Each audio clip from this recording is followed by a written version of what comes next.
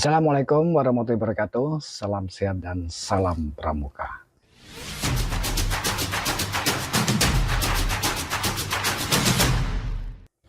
Beberapa waktu yang lalu, saya memperoleh informasi dari seorang kakak pembina bahwa ada video yang menurutnya menarik untuk dibahas. Videonya dikirimkan via WA dan meminta saya untuk memberikan tanggapan atas video tersebut. Namun karena ini telah di-share di media sosial, izinkan saya menanggapi ini juga via media sosial juga.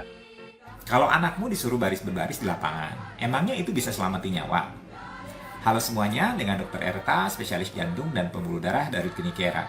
Kali ini kita akan membahas satu topik yang mungkin bikin kamu mikir dua kali tentang sistem pendidikan kita, yaitu kegiatan pramuka di sekolah. Ya, kamu tahu kan, baris berbaris di bawah terik matahari, belajar kode Morse, atau ngibarin bendera sambil pakai isyarat tangan kayak lagi jadi pengintai zaman Perang Dunia Kedua. Nah, pertanyaannya, itu semua manfaatnya apa sih buat kehidupan nyata?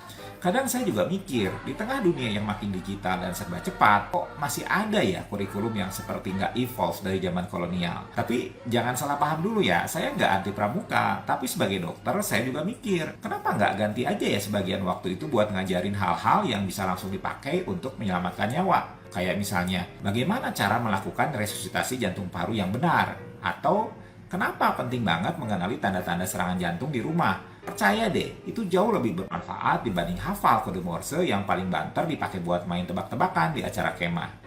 Terkait apa yang disampaikan oleh kakak Dr. Erta dalam videonya, maaf, saya tidak tayangkan semuanya, mengingat menurut saya terlalu panjang jika ditayangkan semua. Durasinya video beliau itu 4 menit lebih. Maka di link videonya dapat kakak lihat di Facebook Kak Erta atau pada deskripsi di bawah ini, ya. Menurut pendapat pribadi saya, ini hanya berupa saran yang baik, khususnya dalam mengelola pendidikan kepramukaan. Nampaknya Kak Erta mungkin baru melihat sepintas atau di saat melihat putranya latihan pramuka. Sepertinya hanya tepuk nyanyi, PBB, sandi, morse, dan lain-lain. Apa yang Kakak Erta sampaikan itu tidak salah, tapi belum benar secara keseluruhan. Ibaratnya Kak Erta itu mengupas buah apel misalnya ya, itu baru kulitnya yang dikupas, belum sempat ikut makan buahnya. Untuk itu saya akan mengajak Kak Erta untuk makan buahnya bersama-sama nanti ya. Begini gambaran ringkasnya. Pendidikan pramukaan pada hakikatnya merupakan pendidikan non formal. Artinya pendidikan ini dilaksanakan di luar keluarga dan di luar pendidikan formal.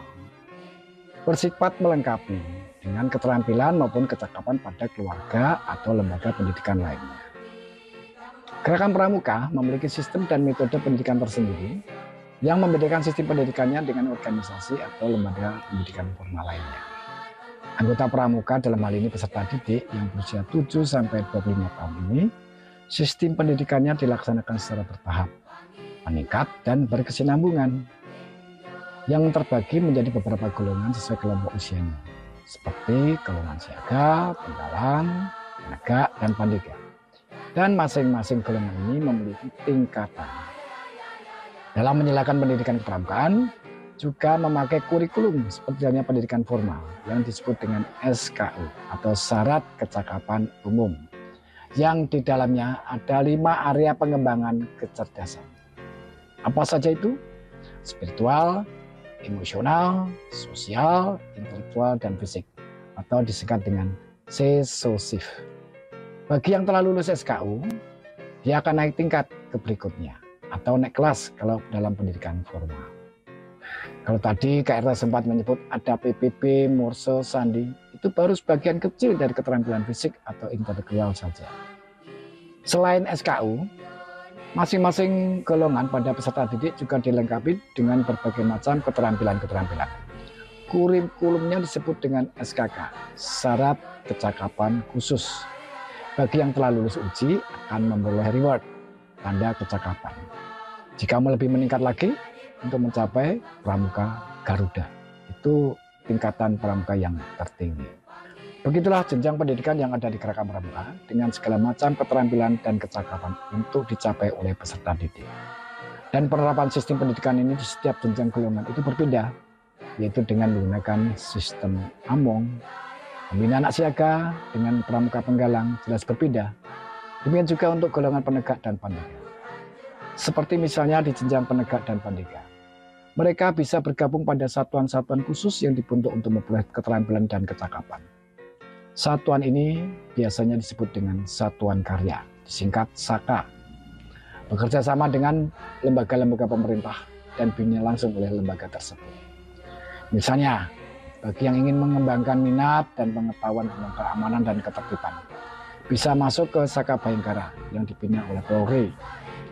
Bagi yang ingin mengembangkan minat pengetahuan tentang kelautan, bisa bergabung di SAKA Bahari yang dibina oleh Angkatan Laut.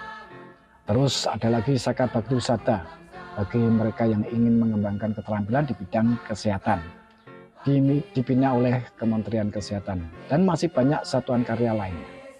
Pembinaan dan pengembangan bagi pramuka, penegak, dan pandega itu lebih luas. Mereka bergabung pada satuan-satuan yang menangani kebencanaan misalnya gempa bumi, banjir, gunung meletus, dan lain-lain. Tentu saja mereka dibekali dengan banyak keterampilan seperti pertolongan air, P3K, panjat tebing, keterampilan survival, dan lain-lain. Sungguh menarik bukan? Tentu saja kesemuanya itu untuk mencapai tujuan akhir bagi pramuka, yaitu pembentukan karakter, jiwa kebangsaan, dan keterampilan hidup atau life skill. Bila mana berkenan, Kak Erta juga bisa mensumbangkan keilmuannya bagi anak-anak pramuka.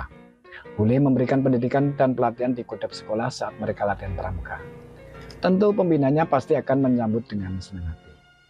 Keterlibatan orang tua pada pendidikan kepramukaan memang diharapkan. Dapat pula menjadi pengurus di kodap yang bersangkutan. Lebih bagus lagi bila mana kakak dapat menyusun semacam buku saku pramuka. Tentu saja isinya yang berkaitan dengan kesehatan jantung dan lain-lain. Dibuat secara ringkas dan mudah dipahami sesuai dengan jenjang pendidikan.